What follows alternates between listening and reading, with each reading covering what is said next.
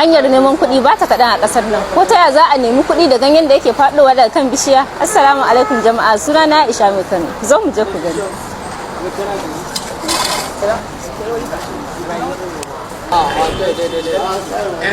Zai ki zauna.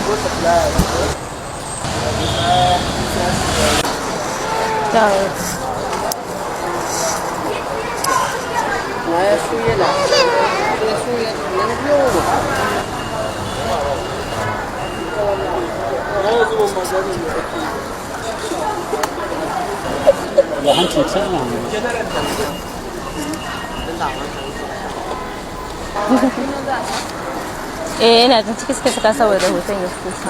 Assalamu alaikum da sallama. Ai sallaman nan ce take tashin kai.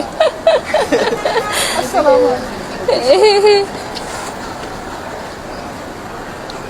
Kake za a manna shi cikin wannan kwali-kwali. Iye, lalle abin da yi.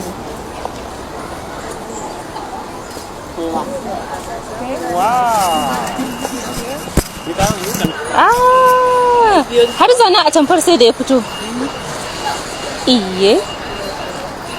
To ya kuka gani wannan fasahar tasu da suka ƙirƙiro cin kuɗin mutane? Rubuta mu a comment section.